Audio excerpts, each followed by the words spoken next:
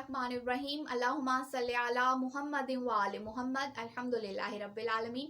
अस्सलामु अलैकुम अज़ीज़ान मोहतरम, उम्मीद है आप सब लोग खैरियत से होंगे। आज के मेरे इस बयान का मौजू शब कद्र के आमाल हैं। शब कद्र की क्या फजीलत है, क्या बरकतें हैं और कौन से ऐसे आमाल हैं जिनको हम अंजाम देकर अल्लाह रब्बुल इज़्ज़त की रज़ा और खुशनुदी हासिल कर सकते हैं। अज़ीज़ान मोहतरम, रवायात के बताती हैं कि शब कद्र की रातें बेहतरीन रातें हैं इबादत के लिए, अल्लाह का कुर्ब हासिल करने के लिए।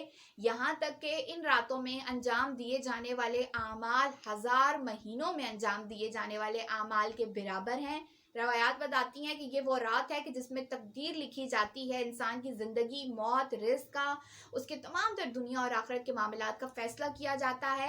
लिहाजा हमें अगर अल्लाह रब्बुल इज़्ज़त ने ये तौफ़ीक दी है, ये मौका दिया है कि हमने शब कद्र को पा लिया, तो फिर चाहिए हमें ये कि हम अच्छी तरीके से इस रात में इबादत करें, खालिस नियत के साथ, खालिस दिल के साथ अल्लाह रब्बुल इज़्ज़त की रज़ा और खुशनुदी को हासिल करने की जुस्तजू करें। मैं आपके सामने शब कद्र के आमाल बयान करने जा रही हूँ। शब कद्र के आमाल को 2 हिस्सों में तकसीम किया गया है। कुछ ऐसे आमाल हैं जो मुश्तरक हैं, कुछ ऐसे हैं जो मखसूस हैं।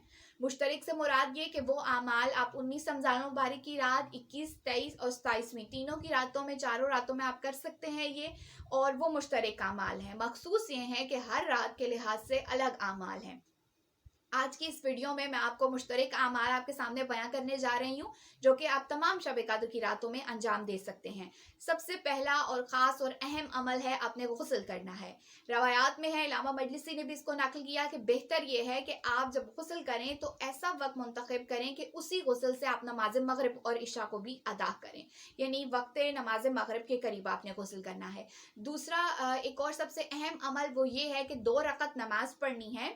इस नमाज की बहुत ज़्यादा फजीलत और बरकतें हैं। 2 रकत नमाज है, हर रकत में सूरह हम्द के बाद आपने 7 मरतबा सूरह तौहीद की तिलावत करनी है, और जब आप सलाम पढ़ लेंगे इस नमाज को मुकम्मल करने के बाद 70 मरतबा अस्तगफिरुल्लाह रब्बी व अतूबु इलैह पढ़ना है, और उसके बाद अल्लाह रब्बुल इज़्ज़त की बारगाह में अपने गुनाहाने कबीरा और सगीरा की माफ़ी तलब करनी है।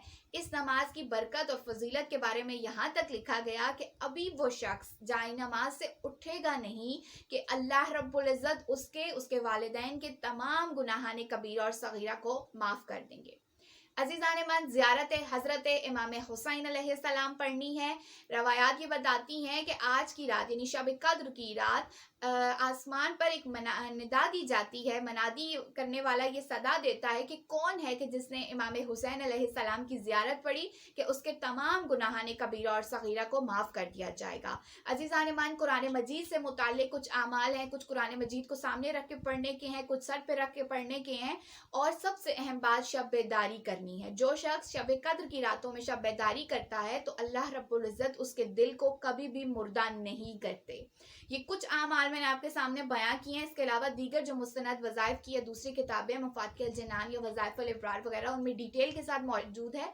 लेकिन अगर कोई शख्स तवील आमाल को अंजाम ना भी दे सकता हो तो ये बहुत मुख्तसर आमाल हैं कि जिनको यकीनन आप कर सकते हैं। इस उम्मीद के साथ कीजिएगा कि अल्लाह रब्बुल इज़्ज़त तमाम मोमिनीन व मोमिनात के गुनाहाने कबीरा और सगीरा को माफ़ कर दें, हमें नेक काम करने की तौफीक दें, और सब दुआओं से बढ़कर अहम दुआ हमारे वक्त के इमाम महदी अलैहिस्सलाम का जल्द अज जल्द ज़हूर फरमाए। आमीन या रब्बिल आलमीन। अल्लाहुम्मा सल्ली अला मुहम्मदिन व आले मुहम्मद।